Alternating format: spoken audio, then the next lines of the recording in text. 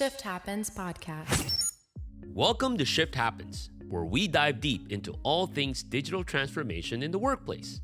In today's episode, we're talking with best-selling author and Microsoft senior storyteller Miri Rodriguez about the future of work, AI-powered storytelling, and embracing change.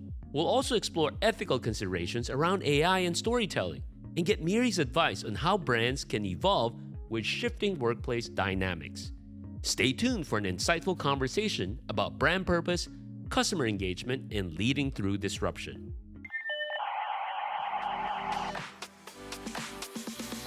Shift Happens podcast. Shift Happens podcast.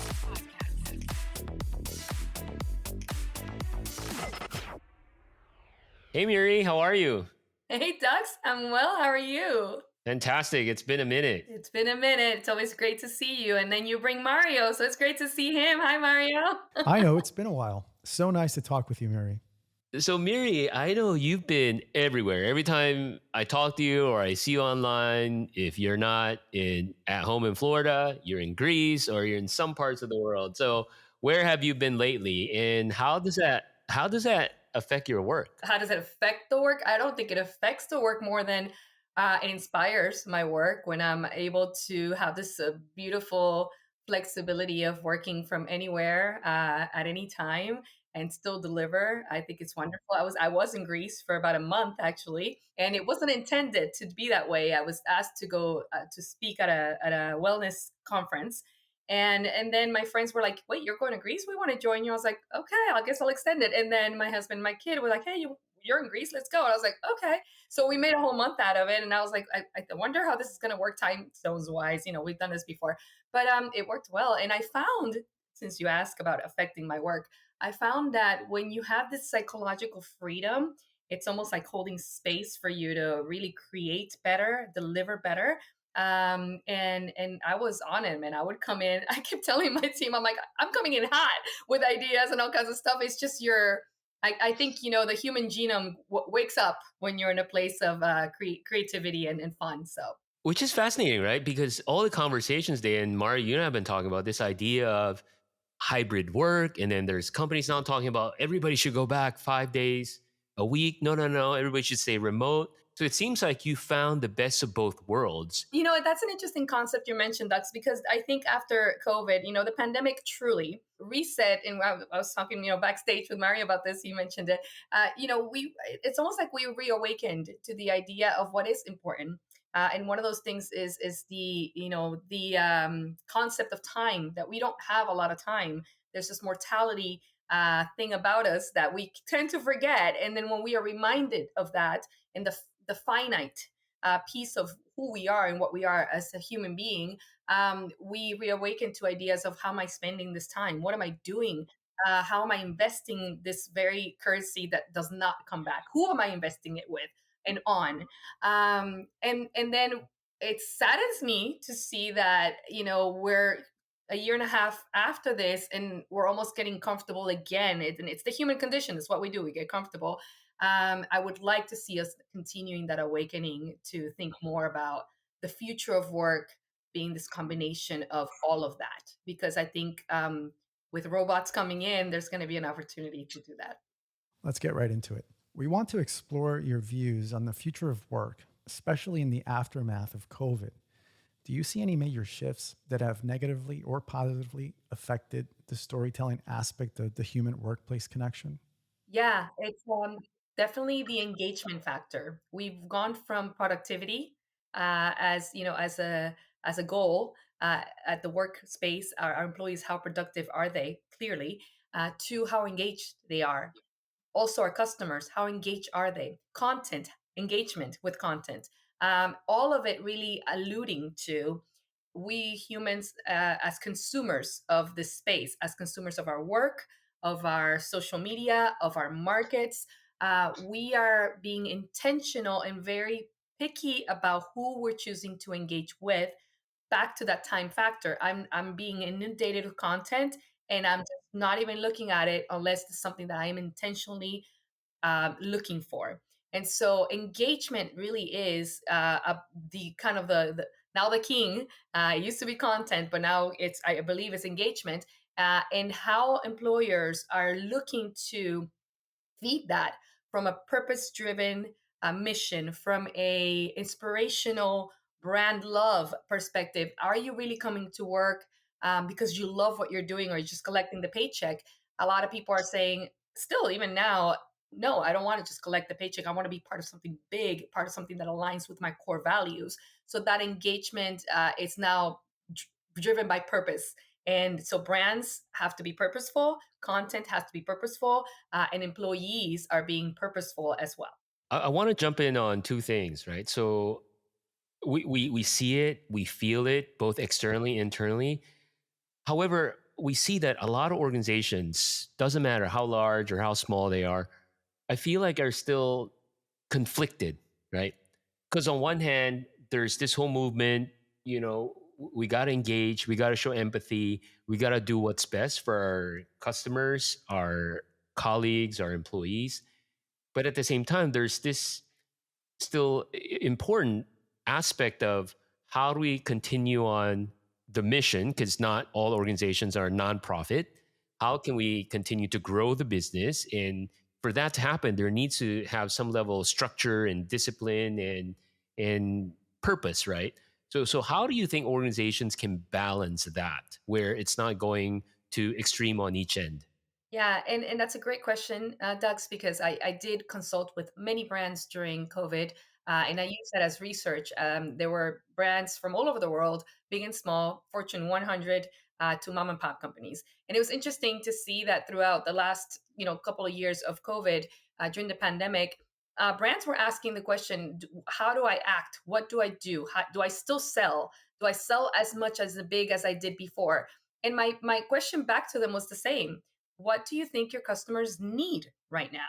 And so the empathy you're talking about is the long-term approach that every brand has, when it first started, has always conceded is the customer need. What does the customer need right now? In this space where we are in the future, right? We're talking about the future of work. This is the future of work. The machines are here. We are post-pandemic era, and we have reawakened to this idea of purpose-driven approach to business and to life. And so this is the future. The balance really is they're not mutually exclusive. A brand can absolutely endeavor to systematically change some aspects of how they drove business.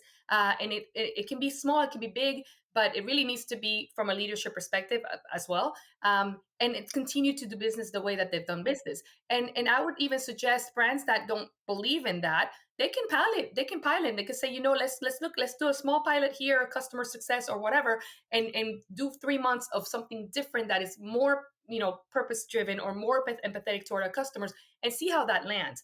Because the reality is there is still brand loyalty from customers. Customers are now looking at brands as entities, not just as corporations or organizations. What does that mean? That there's an opportunity for the entity of the brand or the persona of the brand to show up human. It's not just assets, it's not just marketing or ads.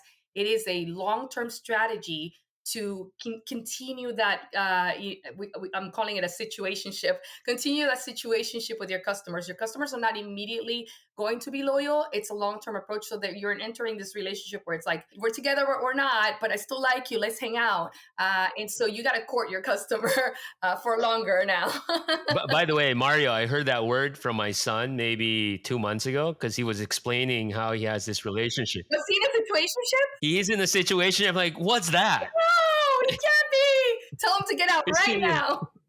Situationship. That's a funny word. Speaking of relationship formats, let's talk then about the format being used to present the content and represent the brand. The choice of format is important because there are competing formats right now. If we think about it, we seem to be in the phase of the format lifecycle where everyone seems to be more attracted to video content, right? On the other hand, we may seem to have less time to read and more time to listen. And, I recently heard, I can't remember, I think it was a commercial, something about voicemail, how some executives are starting to go back to even voicemail because the voicemail is a faster format to leave a message instead of typing it. It seems like we're going back full circle. So if we think about the format for content delivery, how do you see the format changing, or is it the same, but just being purposed differently? Great question. So you actually called it out perfectly, Mario. There's a statistic year over year from 2022 to 2023. I believe is 13% of people have, I call this a social media recession. They have removed themselves from social media and they prefer to connect via email now. So they've desisted from social channels and now they're going back to email. So you're right. There's a little bit of retraction, what I call social media recession, because we're tired. It's so much content. Here's where the balance happens. There's trends. What you're talking about is trends in terms of formatting. Is it video? Is it a video trend? We're all now doing reels. Now they used to be 25 seconds. They're now 8 seconds. Do we do 8 second reels? And that's where it's not purposeful because we're following trends for trend's sake. And we forget to just understand again what the customer needs. I will tell you in my own work, I failed miserably because I thought that using the trends will get me the content views that I needed with engineers. Engineers do not like videos. They want to read. They like to read. And they like small snippets of content and they want to read a whole technical paper. That's how they consume content. So the question here is, how does your audience consume content? It's what's relevant to them, not what's relevant in the market today. Because if you're going to jump from trend to trend, again, you're missing the tree for the forest. You're not being purposeful. And so that's where that purpose-driven content comes in and that purpose-driven approach to your customer. Understand the market and understand the relevancy right now for your particular audience.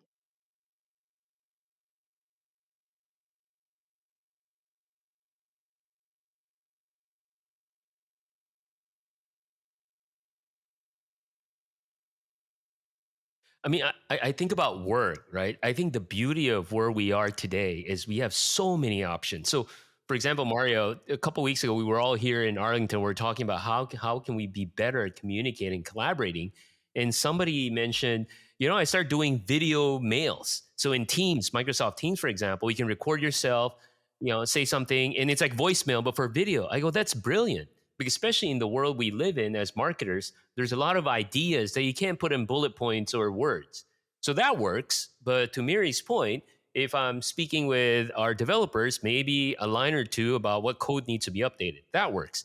I think where we are today, what's so awesome is we have all these different options where we did not have before. So kind of bringing back to what Miri's talking about customers, because frankly, our colleagues, our employees, they're our customers as leaders as well. They're our audience. We have all of these options. And you're right, Miri, sometimes it gets lost because on one hand, you've heard this, when do I use Teams versus Viva Engage versus email? There's really no right answer. It depends the time of day, the people you're talking to. Frankly, there's still people in our organization that they just want to communicate via email, right? That helps them get their work done. But the key is, like you said, you got to know your audience. And where your audience is driving you, because a lot of that is also culture, right? So some people prefer Teams versus they prefer email. And so there's that approach to not only where they are, where your customers are, but what they prefer, internal and external. And then besides the options, we then have a tool now, which is AI, which we didn't have before, and specifically generative AI.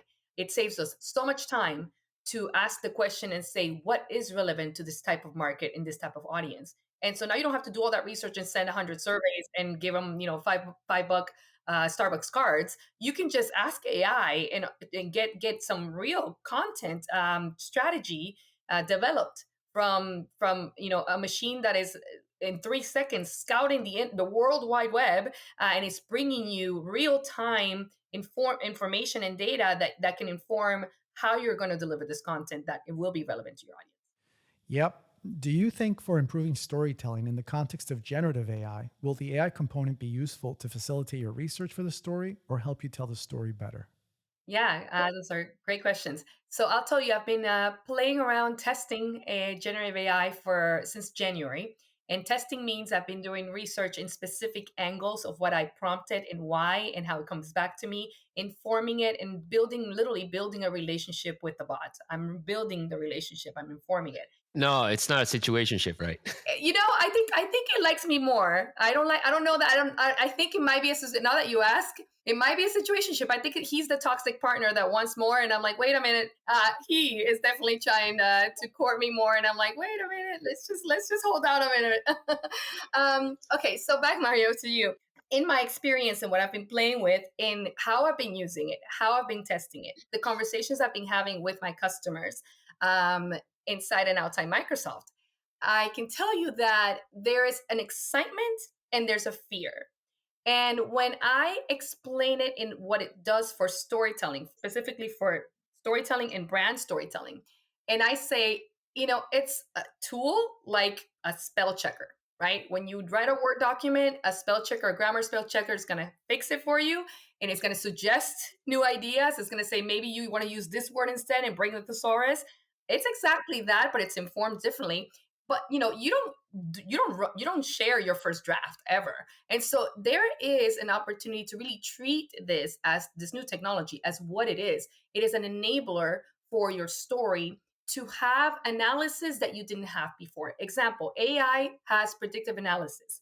What that does is it enables you to say, hey, I'm thinking of writing this LinkedIn post, and it's really targeted to people Brazilians in Brazil. And so it's going to pick that up as a nuance, and it's going to spit back something to you and give you ideas on saying, well, for example, if you use a specific word that you did not know it's derogatory in Brazil, it's going to say, did you know? Or it's going to inform you back and say, are you sure you want to use this?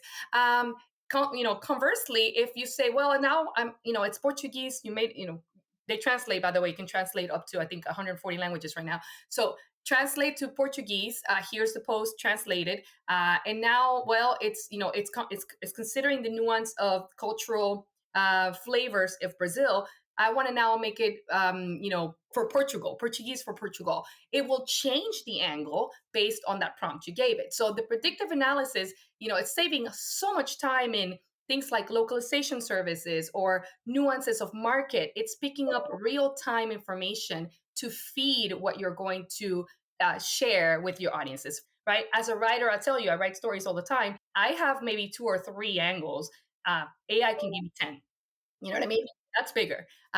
That's one. The other one is it can actually change the plot, the climax of the story, and give you a more condensed or paced or even relevant climax to the story that you're leading up to. So if you share that and you say, here's my story angle or my story arc, it can give you ideas on how to best deliver that arc and that peak of the story based on what you've informed it about your audience, right? And if you create different angles, you say, okay, this story is for executive level. Okay, this story is for partners. This story is for a new part for a new customer. This story is for a potential customer. That very arc is going to look different in storytelling because it's now taking the different angles. I mean, it's brilliant. Yeah, yeah. So it seems like it's definitely going to advance. The process of really filtering out the content and the parts that make the most sense to the story you're telling, that's very powerful. It could be very efficient. A lot of organizations are certainly concentrated on cost efficiency, so that may work. So maybe we think about this in the context of brand. Do you believe that a lot of companies are going to let the AI create the foundation of the brand narrative? That's a great question. I was actually at a council meeting with Reagan Comms, and one of the council members did a test. He actually went on. He's the head of communications for his company, and he tested actually and surveyed thousands of customers with different angles. One was all AI written, the other one was human and AI, and the other one was human only. And without a hinge, every one of the questions on the survey came back with human and AI, human plus AI. And here's why: because AI will never be able to replace the context and the lived experience, the human genome, and the ingenuity and intention that we have. We know our customers. We have the story. We have the relationship. So it's only going to give you high level what it thinks because you're informing it, but you also have the nuances, the flavors, the understanding, the history of that customer. You know that, and so you're the one who has, that piece that will always be missing from AI unless you give it to it. So there always is going to be this.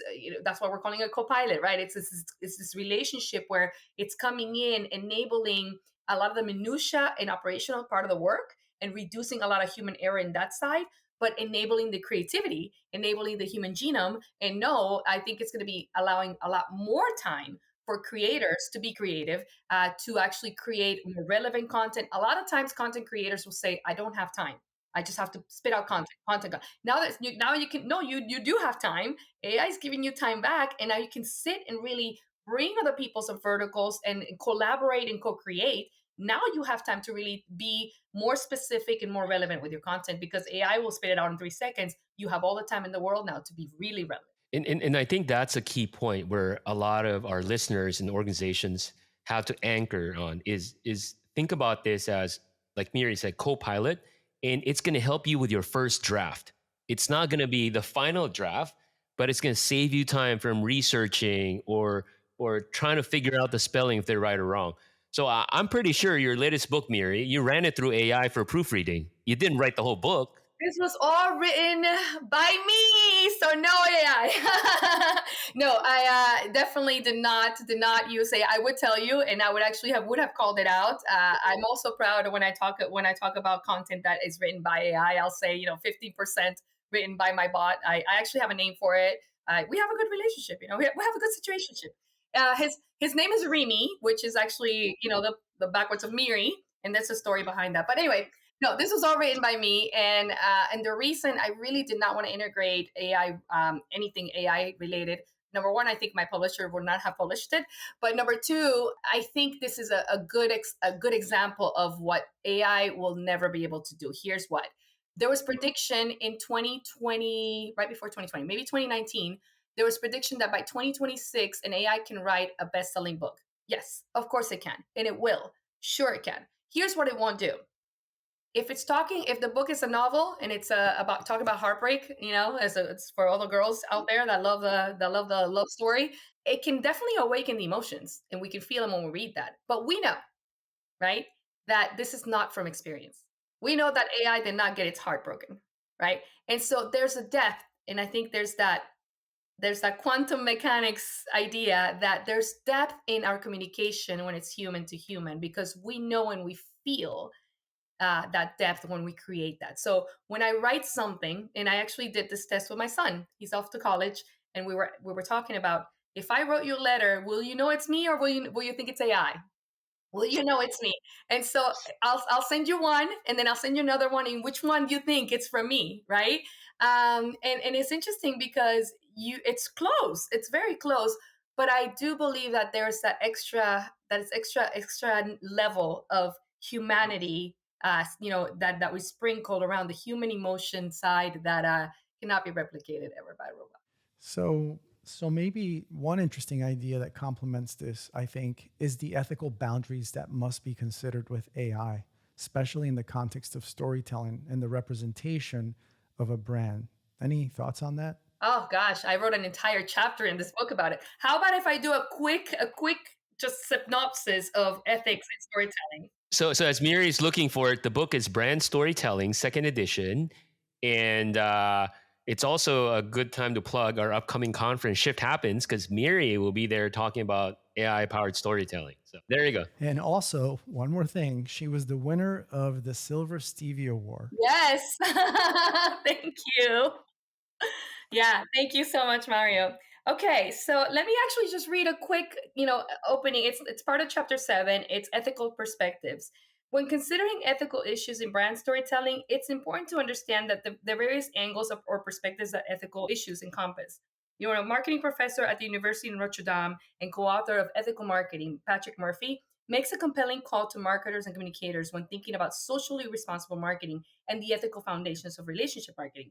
In this book, Murphy points out that there are several perspectives to contemplate when making ethical decisions for marketing at different levels, namely the personal, organizational, industry, societal, and lastly, stakeholder level. From a storytelling platform, I would like us to explore each of these viewpoints more in depth, as we have been learning while storytelling can be used as a marketing tool, it's a much more complex approach to engagement and communication with stakeholders, and therefore it begs for a more profound examination when being considered for implementation. Basically, storytelling can manipulate. And so we have at every level, we have an ethical responsibility to ourselves, to our brand, to our customers. And what's interesting is today at the marketing level, there are marketing associations that have ethical boundaries for marketing for our consumers to protect the consumer. But we don't have that for storytelling. And we've been storytelling at the brand level for over 6 years now as part of marketing, which makes me nervous, to be honest, because nobody's going out and saying, yeah, it's powerful, yet what are the boundaries that we need to create? And so for me, when I consider that, and when I do this in my profession and I see other people engaging brand storytelling and the power of storytelling and what it can do, the call to action here is to create your own set of rules, ethical rules for your customers. And really, from just corporate guidance and say, this is how far we're willing to go to tug at the hearts and the strings of our customers. We're touching their hearts. Are we breaking their hearts? Are we freezing their hearts? So really, how are we going to encompass and take care of that power of emotions that we've awakened once we've awakened them with story, because that's what it does.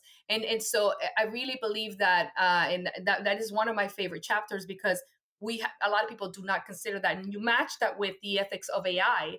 So you have two very powerful tools today to really get our customers where we want them to be, but back to the mission. Are you there only for the bottom line? If that's it, then then the entity that is your brand will be short-lived, because now our customers are living for we're calling it voting with wallets. They're being very intentional, back to the purpose-driven approach, that they will buy something from a brand whose value aligned to theirs, who can befriend the brand. And so it's not just a corporation selling something, it is a relationship. And so if you abuse that relationship, you're not going to have a relationship or a situationship or any kind of ship. You know what I mean? It's going to be done. No, this is an awesome conversation, and I'm looking forward to more conversations when we see you in a couple of months. So for our listeners here, so we think about shift happens, right? It's in this shift of the digital workplace, how things are evolving. We started this conversation around, it's not only about productivity anymore. It's about engagement internally. It's about relationships we build with our external and internal stakeholders. So what advice do you have for our listeners to really evolve and embrace that shift, especially in the world of AI we're entering, in the world of how powerful and effective storytelling can be? What are some of the key steps that you want our listeners to consider? Yeah, start with your brand mission. Go back and review it and revisit it and see if it still makes sense today. And it might not. It didn't for Microsoft. We had to change our brand mission. We did a few years ago when Satya came on board. I talk about that all the time. And why the mission? Because that's what drives your brand. And so if it's a statement that still sits in the About Us section that nobody can recite, you have a problem. If it's a statement that doesn't have a word and a keyword that transfers energy and transfers feeling, you have a problem. At Microsoft, we were for many years, and it served us for sure. To put a PC on every desk and every home was the motto. We changed that to empower every person and organization on the planet to achieve more.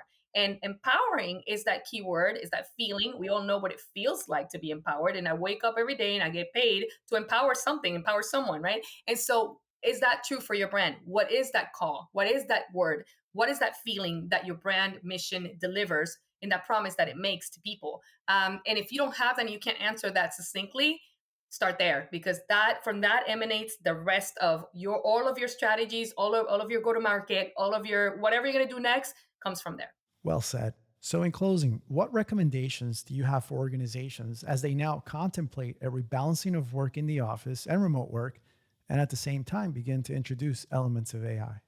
I think the AI integration in our everyday lives, it's like any other technology that when it takes the market by storm, it forces a shift. All right, that's why we're having this conference, and we're going to talk about that shift at every level, including cultural.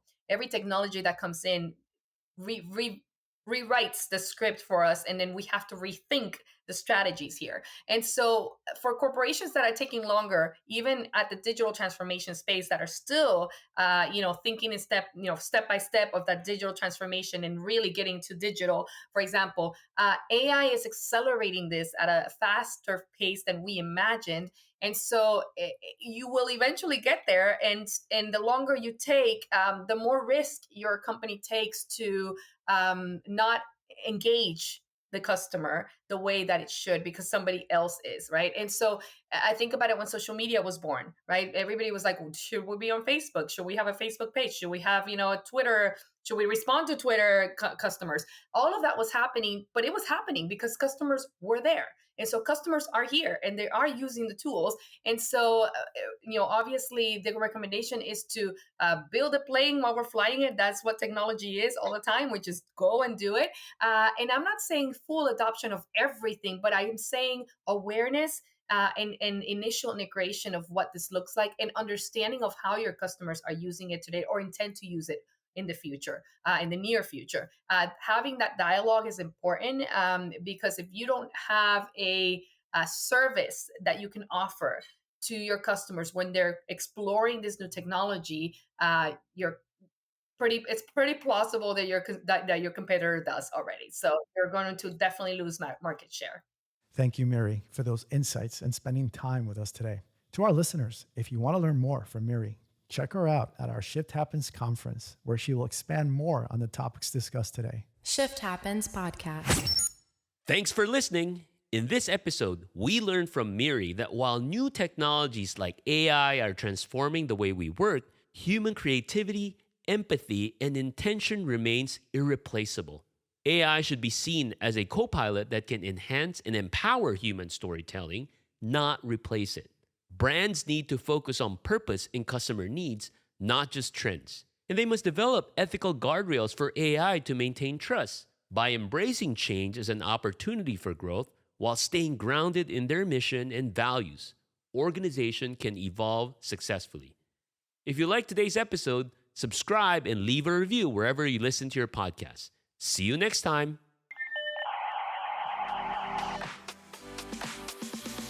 Shift Happens Podcast. Shift Happens Podcast.